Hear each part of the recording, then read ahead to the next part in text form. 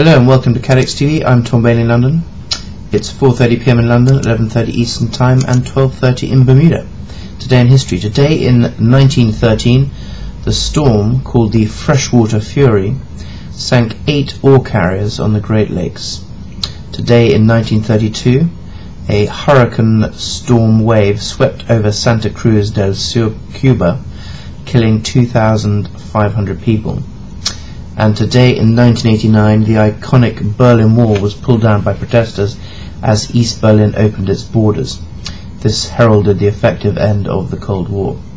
And now to the news.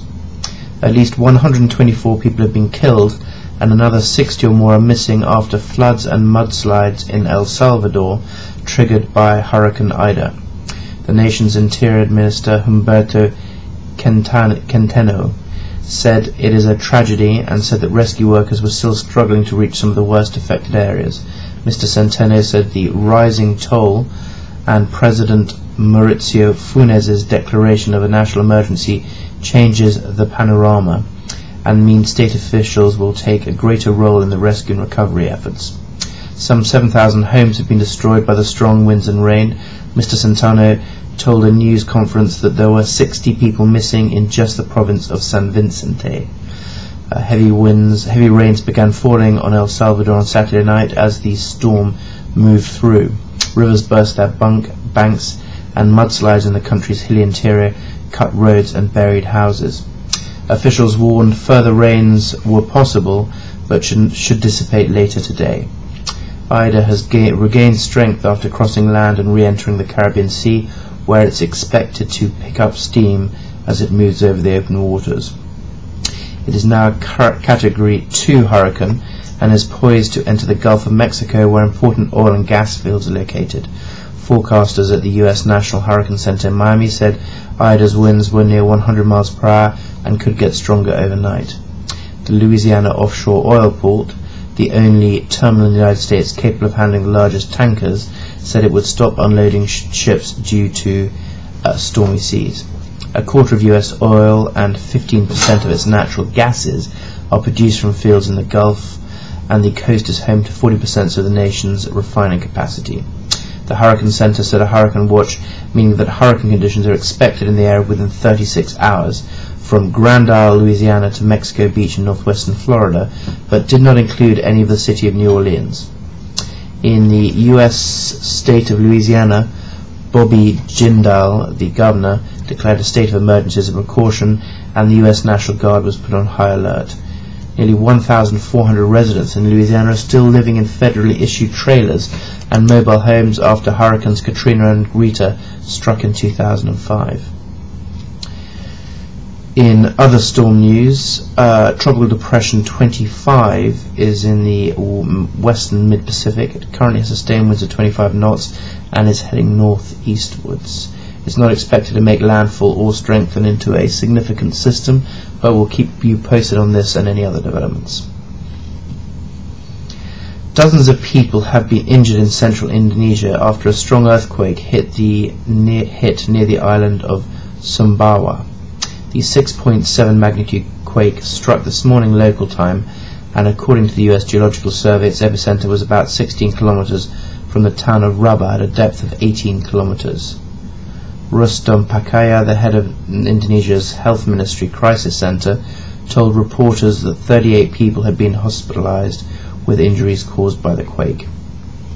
He also said that several buildings had been damaged and that the situation was under control, but that a team of health workers had been sent to the area.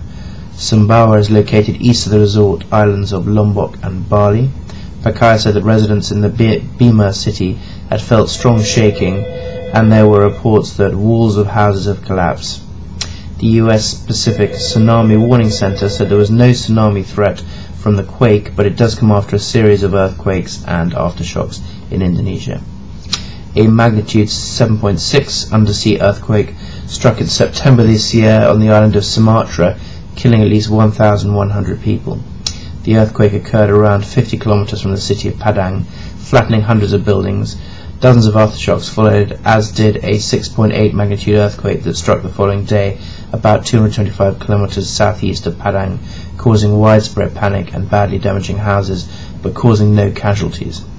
Indonesia straddles some of the most seismically active fault lines in the world, part of the so-called Ring of Fire that encircles the Pacific, and in late 2004 a massive magnitude 9.2 undersea quake off northern Sumatra triggered the Indian Ocean tsunami that killed more than 220,000 people, Indonesia, Thailand, Sri Lanka and India amongst other countries. And now some company news. Warren Buffett's Berkshire Hathaway Inc. said it plans to limit the amount of business underwritten by its reinsurance operation as it prepares to spend roughly $26 billion to buy railroad operator Burlington Northern Santa Fe Corp. The disclosure made in Berkshire's quarterly report released on Friday suggests that Buffett remains cautious about deploying the company's resources to pursue high volumes in its insurance operations, even if it means lower near-term profitability. Berkshire had already been paring insurance risk as recession and falling stock markets crimped its book value in 2008 and early 2009. Though net worth has since significantly recovered, management will continue to constrain the volume of business written in light of the pending BNSF acquisition, according to Berkshire. The spokesman continued saying also premium rates have not been attractive enough to actually warrant increasing volume thus far in 2009. The pullback by Berkshire could mean more business for rivals, including the world's biggest reinsurers Munich Re, Swiss Re and Lloyd's, and smaller competitors in the United States and Bermuda. Berkshire is an investor in Swiss Re, and Berkshire typically generates about half its results from its insurance and reinsurance operations, which also include car insurer Geico Corp. It also keeps a close eye on the cash stake to ensure that it has sufficient capital to cover claims as well as to satisfy regulatory requirements. Third quarter results at Berkshire benefited from more than a quadrupling in insurance underwriting profit, aided by lower claims amid the quietest Atlantic hurricane season in more than a decade. Berkshire was also able to release some funds set aside in reserve for potential claims from disasters in prior years. In last year's third quarter, Berkshire had roughly $350 million of losses from hurricanes, including Gustav and Ike. After a busy storm season, providers of insurance and reinsurance can often charge more to renew coverage. Some price increases that followed last year's hurricane season, the busiest since 2005, may need to be rolled back after the dearth of major storms this year. France's biggest insurer is plotting the capital raising to fund potential acquisitions in a sector that's been ravaged by a financial crisis. Bankers at BNP Paribas and HSBC have been appointed to work on the capital raising for AXA. The move is likely to surprise the market as it follows repeated reassurance by AXA's senior management that the company did not need to tap shareholders for any money. AXA is likely to explain that these denials relate to questions over AXA's financial strength rather than funding growth opportunities. A source close to the Paris-based company said the final go-ahead was subject to board approval and that there was a small chance that it could still be pulled.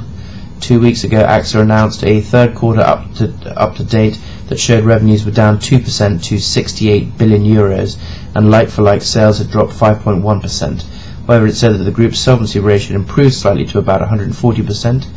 Henri de Castrier, the chairman of AXA, has blamed the falling figures on the decline of life insurance business in the UK and the USA, but he said he was optimistic about the overall outlook.